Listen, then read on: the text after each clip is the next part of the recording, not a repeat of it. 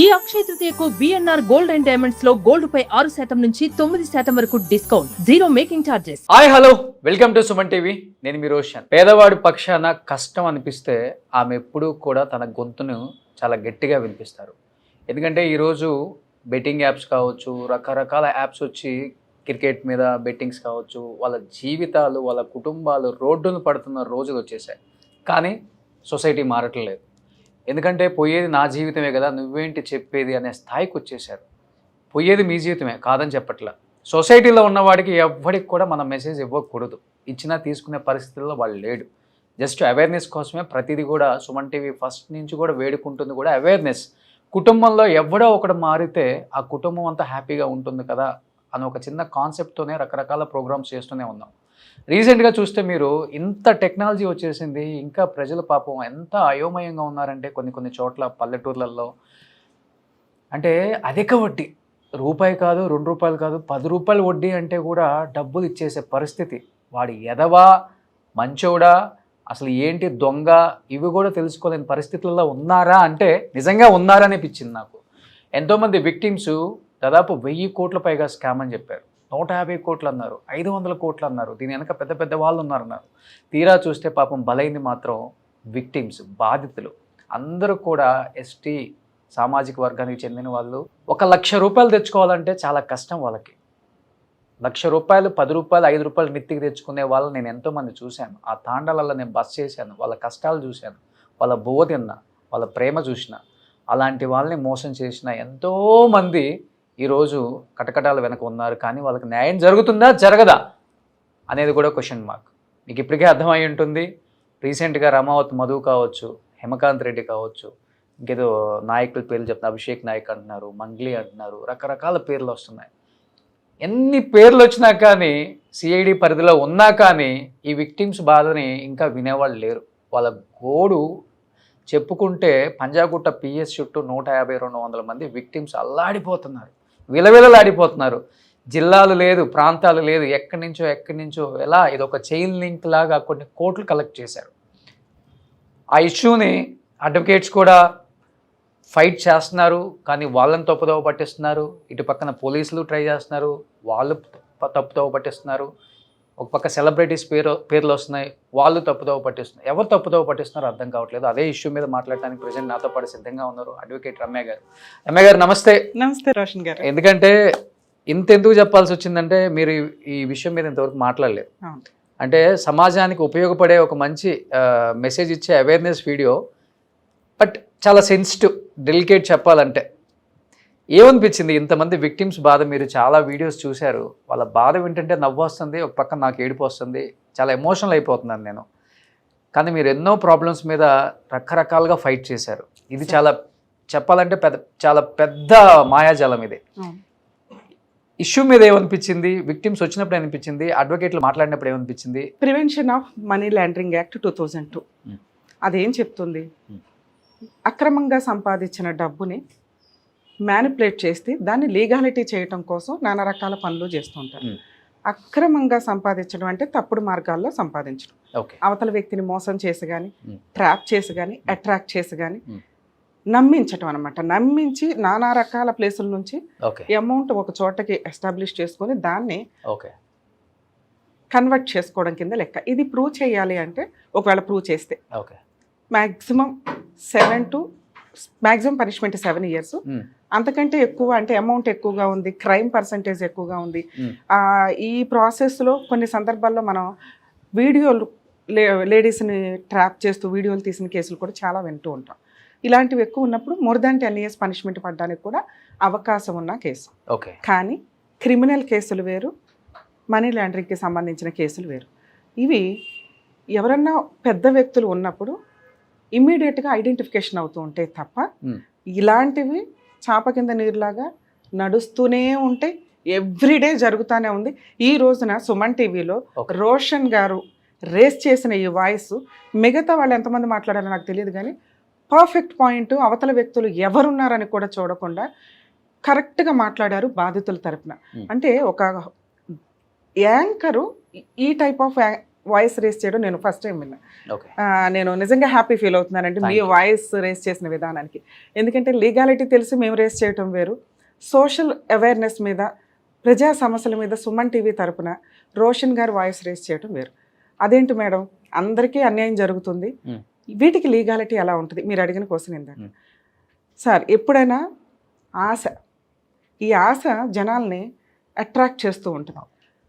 ఈ రోజు కాదు, మ్యాక్సిమం హ్యూమన్ రైట్స్ కమిషన్ 2005లో వచ్చినాక 2008 నుంచి ఛానల్స్లో సోషల్ అవేర్నెస్లకి సంబంధించి ఎప్పటికప్పుడు ఏదైనా గొడవ జరుగుతూనే వెంటనే డిబేట్స్ కానీ ప్రోగ్రామ్స్ కానీ చెప్తూ ఉంటారు. మహిళలకు సంబంధించిన సమస్యలు కానీ, జెంట్స్ సమస్యలు కానీ, రేప్ కేసులు కానీ, ఇలా మనీ లాండరింగ్కి సంబంధించిన కేసులు కానీ, సైబర్ క్రైమ్లు కానీ, ప్రతి ఒక్కళ్ళం వాయిస్ రేస్ చేసి చెప్తూనే ఉన్నాం. ఇందాక మీరు ఇంట్రడక్షన్ చెప్తున్నప్పుడే చాలా నీట్గా చెప్పారు, ఒక్కళ్ళు మారినా చాలండి అని. నేను యాక్చువల్గా సుమన్ టీవీలో ఈ ప్రోగ్రామ్ గురించి మాట్లాడుతున్నప్పుడు మనం కొన్ని ప్రోగ్రామ్స్ చేస్తూ ఉంటాం కదా, రిపీటెడ్గా వేస్తూ ఉంటారు ఛానల్స్లో. ఎందుకు రిపీటెడ్గా వేస్తారంటే అప్పుడు చూసి ఎపిసోడ్ అయిపోతుంది, మిగతా వాళ్ళు ఎవరైనా మళ్ళీ చూస్తే ఒక్కళ్ళు రియలైజ్ అయినా అది చాలా యూజ్ అవుతుంది, దానికోసం రిపీటెడ్గా అప్లోడ్ చేస్తాం. ఇప్పుడు కూడా ఈ టాపిక్ మనం మాట్లాడుతున్నా ఎవరో ఒకళ్ళు అక్కడ మనీ లాండరింగ్లో మోసపోతూనే ఉంటారు. 11-12 అయ్యింది కదా, హ్యాపీగా ఎవరో సోషల్ మీడియాలో పెడుతూ ఉంటారు, వీళ్ళు అట్రాక్ట్ అయ్యి వెళ్ళి కడుతూనే ఉంటారు. ఈజీగా ఎక్కువ ఇంట్రెస్ట్ వస్తుందని ఎలా నమ్ముతున్నారు? ఈజీగా ల్యాండ్స్ మీ పేరు మీద ఈ రోజున పావలా తీసుకొని రేపు రూపాయితో రిజిస్ట్రేషన్ చేస్తారని మీరెందుకు అనుకుంటున్నారు? ఏ సెలబ్రిటీని చూసి మీరు అట్రాక్ట్ అవుతున్నారు? ఒకప్పుడు సెలబ్రిటీ తనం అంటే సోషల్ రెస్పాన్సిబిలిటీ, ఒక బెలూన్ లైఫ్. వాళ్ళు బిక్కుబిక్కుమని ఉంటారు, ఎందుకంటే ఏ తప్పు చేస్తే సొసైటీలో శిఖరం మీద ఉన్న వాళ్ళు పాతాళంలోకి వెళ్ళిపోతారు అని. ఈ రోజున సెలబ్రిటీ తనం అంటే అంత ఫేకే. పబ్లిసిటీ అనేది ఈజీగా సోషల్ మీడియా ద్వారా బూతు మాట్లాడుతున్న సెలబ్రిటీలు అవుతున్నారు, పిచ్చిగా అరుస్తున్నా అవుతున్నారు, పిచ్చి డ్యాన్స్లు వేసినా అవుతున్నారు, మేకప్లు వేసుకుని ఇష్టం వచ్చినట్టు ఏదైనా మాట్లాడినా అవుతున్నారు. ఇలాంటి సెలబ్రిటీ తనం చూసి వీళ్ళే సెలబ్రిటీలు అనుకుని వాళ్ళని ఒక ఎగ్జాంపుల్గా తీసుకొని, లేకపోతే ఎవరు అడ్వర్టైజ్ చేశారు, ఇన్ఫ్లుయెన్సర్స్ అడ్వర్టైజ్ చేశారు, వాళ్ళకి బోల్డ్ మంది ఫాలోవర్స్ ఉన్నారు, వాళ్ళేమీ అక్కడ పెట్టరు. మీరు అనవసరంగా మీకు ఎవరైతే ఏజెంట్ల ద్వారా ఇదిగోండి అని వాళ్ళ బొమ్మ చూపించేసి అట్రాక్ట్ చేస్తారో అడ్డంగా మోసపోవటం కిందే లెక్క. చదువుకున్న వాళ్ళు వెళ్ళరా అంటే వెళ్ళిపోతున్నారు. రోషన్ గారు చెప్పినట్టు విలేజెస్లోనూ మిగతా వాళ్ళు వెళ్ళరా అంటే వెళ్ళిపోతున్నారు. ఎందుకంటే కష్టార్జితం 10 రూపాయలు సంపాదించుకొని అక్కడెక్కడో తీసుకెళ్ళి పెట్టేస్తూ మాకు 20 రూపాయలు వస్తాయి షార్ట్ టైంలో అంటే అది నిజమే కాదు. చైన్ సిస్టమ్ ద్వారా అమౌంట్లు కట్టి 18 years బ్యాక్ సర్వనాశనం అయిపోయిన జనాలు లక్షల్లో ఉన్నారు. ఆ కేసులు అలా మర్చిపోయే టైంకి కొత్త కొత్త కేసులు వస్తూనే ఉన్నాయి. మీ అదృష్టం ఏంటంటే ఈ రోజున కొన్ని మనీ లాండరింగ్ కేసుల్లో సెలబ్రిటీలు ఉండడం వల్ల సోషల్ మీడియాలో అది రిపీటెడ్గా అవడం వల్ల కొంత అవేర్నెస్ తీసుకురావడం జరుగుతుంది. ఇలాంటి సిచ్యుయేషన్స్లో ఎప్పుడూ కూడా తక్కువ అమౌంట్ తోటి ఎక్కువ వడ్డీలు వస్తాయి అని కానీ, తక్కువ ఇన్వెస్ట్మెంట్ చేస్తే హ్యాపీగా షార్ట్ టైంలో లాటరీ తగిలినట్టు వచ్చేస్తాయి అని కానీ అనుకుంటే అడ్డంగా మోసపోయేది మనమే. తర్వాత బావని ఏ కోర్టులకు వెళ్ళినా కోర్టులో పరిస్థితి మీకు తెలుసుగా. అడ్వకేట్గా నేనే చెప్తాను, ఈ రోజున 1 కేసు 2 కేసులు 3 కేసులు కాదు, ఒక్క కాల్ వరకు ఈ రోజున హైకోర్టులో క్రిమినల్ పిటిషన్స్ కాల్ వరకు 1250 ఉన్నాయి. అబ్బా, అంటే ఒక కోర్టు మ్యాక్సిమం 200 కేసులు పిలవగలగటం ఎక్కువ. థౌజండ్స్ దాటి కాల్ వర్క్ నడిస్తే ఎక్కడ ప్రొసీడింగ్స్ రీచ్ అవుతాయి? మీకు అర్థం అవుతుందా? ఈ రోజున వాయిస్ రేస్ చేయడానికి సుమన్ టీవీయో రోషన్ గారో ఇంకొకళ్ళు ఉన్నప్పటికీ కూడా కోర్టు దాకా వచ్చినప్పుడు లీగల్ ప్రాసెస్లో చాలా డిలే పడుతుంది. ఎవరి డబ్బు పోయినట్టు లెక్క. ఎన్ని రోజులు ఇదే పట్టుకుని అందరం మాట్లాడంగా మీ ప్రాబ్లంకి మీరే రెస్పాన్సిబుల్గా లేకపోతే ఎలా? పలానా వాళ్ళు ఉన్నారు నమ్మామండి అంటే కన్ఫర్మ్ చేసుకోండి, నిజంగా ఇవన్నీ ప్రాపర్గా వచ్చే వ్యక్తులేనా, ఆ వ్యక్తులు రెస్పాన్సిబుల్ పర్సన్లైనా కాదా అని. ఎవరితో ఫోటోలు దిగుతారు, ఆ ఫోటోలు చూపించి పక్కన రోషన్ గారు ఉన్నారు, రోషన్ గారిని నమ్మి మేము కట్టామండి అంటే రోషన్ గారు ఎట్లా రెస్పాన్సిబుల్ అవుతారు? అలాగే రోషన్ గారి ప్లేసుల్లో కొన్ని క్రైమ్లు జరుగుతున్నప్పుడు ఇమీడియట్గా రోషన్ గారు రెస్పాన్సిబుల్ పర్సన్గా రియాక్ట్ అయ్యి ఆయన కూడా కంప్లైంట్ ఇస్తారు, పెట్టేయాలి ఈజీగా. అలా పెట్టలేదు అంటే రోషన్ గారు రెస్పాన్సిబిలిటీ ఉన్నట్టే. అలాగే ఈ రోజున ఒక కేసు గురించి మనం మాట్లాడితే ఏ సెలబ్రిటీలు అయితే ఉన్నారు అని మీరు అనుకుంటున్నారో ఉండొచ్చు, కోర్టు డిసైడ్ చేస్తుంది. కోర్టు డిసైడ్ చేసే అంత టైం పీరియడ్లో ఎవరికి లాస్ అవుతుంది ఇదంతా? సో సెలబ్రిటీలను చూసి డబ్బులు పెట్టొద్దు. షార్ట్ టైంలో ఎక్కువ ఇంట్రెస్ట్లు వస్తాయి అనేది రాంగ్. సెంట్రల్ గవర్నమెంట్లు ఎందుకు, సెంట్రల్ గవర్నమెంట్ బ్యాంకులు ఎందుకు, స్టేట్ బ్యాంకులు ఎందుకు? ఎందుకంటే వీటిలన్నిటికీ ఒక రెస్పాన్సిబిలిటీ ఉంటుంది. వాళ్ళు ఏదైనా చేస్తే పట్టుకుంటుంది గవర్నమెంట్. ఇది ప్రైవేటు వ్యవహారం. మనం మోసపోయి అంటే చీటింగ్ కేసులు, మనీ లాండరింగ్ కేసులు అయిపోతాయి, కేసులు రిజిస్టర్ అయితే మీకు రిలీఫ్ వచ్చినట్టేనా? రానట్టేగా. సో ఇలాంటివి పెట్టేటప్పుడు 100 సార్లు జాగ్రత్త పడండి. మేము గొంతు రేస్ చేసుకొని చెప్పడమే కాదు, ఈ రోజు మనం మాట్లాడుతున్నాం కదా, ఈ రోజు కూడా మీరు ఎవరో ఒకరు కడుతూనే ఉంటారు. అది కరెక్టా కాదా అని చూసుకోండి. ఆ వ్యక్తులు కరెక్టా కాదా, అసలు కట్టొద్దు, ప్రైవేటు వ్యక్తుల దగ్గర కట్టొద్దు. అలాగే రియల్ ఎస్టేట్లో కూడా ఈ రోజున అన్ని పర్ఫెక్ట్గా ఉన్నాయండి అని కట్టేస్తుంటే మీరు హైదరాబాద్ చూస్తున్నారుగా. హైదరాబాద్ సరౌండింగ్స్లో 60 కిలోమీటర్స్ వరకు మీరు ఏది కొంటున్నా లేఅవుట్లు వేసారంటే పర్మిషన్లు వచ్చాయంటే 1కి 100 సార్లు లీగల్ ఒపీనియన్ తీసుకోండి. ఒకప్పుడు బ్యాంక్స్లో లీగల్ ఒపీనియన్ ప్రాపర్గా జరిగేవి ల్యాండ్కి సంబంధించే, కానీ ఈ రోజున మన ఫైనాన్స్ సంబంధించే లోన్స్ ఇస్తున్నారు, ల్యాండ్కి సంబంధించో మీ ఇల్లు చూసో ఇవ్వరు.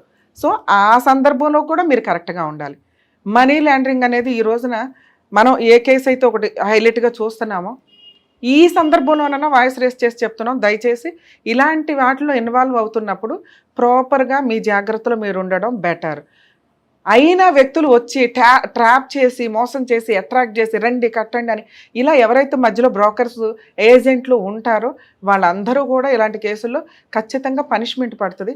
కాకపోతే కొంచెం డిలే అవుతుంది. మ్యాక్సిమం 3 years పనిష్మెంట్, 3 నుంచి 7 years పనిష్మెంట్ పడే కేసులు ఇవి. అలాగే మరి ఆ అమౌంట్ని రికవరీ చేస్తారంటే ఖచ్చితంగా రికవరీ చేస్తారండి.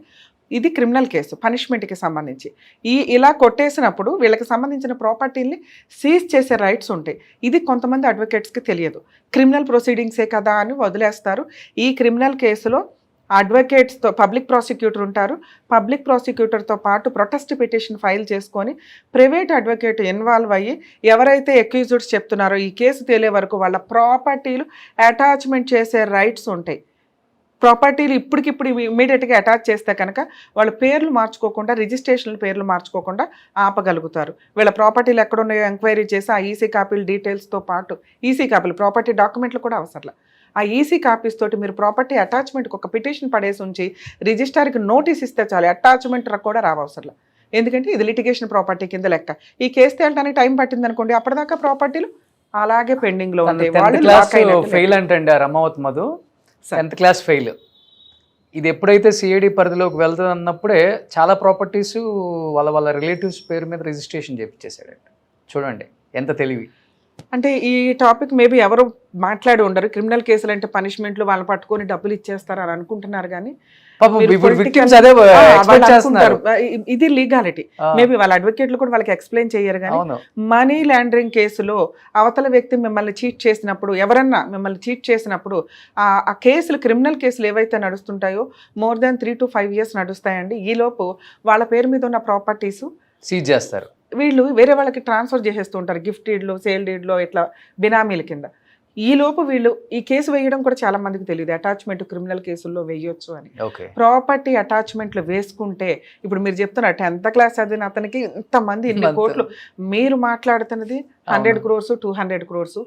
నాకు తెలిసి అది more than 500 నుంచి 1000 crores దాకా ఉన్న వ్యవహారం అని. అంటే మేబీ మీడియాలోకి వచ్చి నేను మాట్లాడకపోవచ్చు, కానీ కేసు గురించి సోషల్ అవేర్నెస్లో అవేర్నెస్ ఉంటుంది కదా, ఇట్లా ఉందేంటి ఈ సొసైటీ, ఈ మనుషులు ఇంత బకరాల్లాగా అయిపోతున్నారు, ఎంత సైబర్ క్రైమ్ ఎంత జరుగుతుంది. ఈ రోజు మాట్లాడుతుంటే సైబర్ క్రైమ్ జరుగుతూనే ఉంటుంది. ఎన్ని రకాలుగా జరుగుతుందో గవర్నమెంట్ మొత్తుకొని చెప్తుంది. మనకి ఏదో రింగ్ టోన్ పెట్టిన సందర్భాలు కూడా ఉన్నాయి. అయినా వీళ్ళు మోసపోతానే ఉంటారు. ఆశ, భయం, అనవసరంగా వెళ్ళి మీరు ఇన్వాల్వ్ అయ్యి డబ్బులు కట్టడం అనేది మీ గొయ్య మీరు తవ్వుకోవడం కింద లెక్క.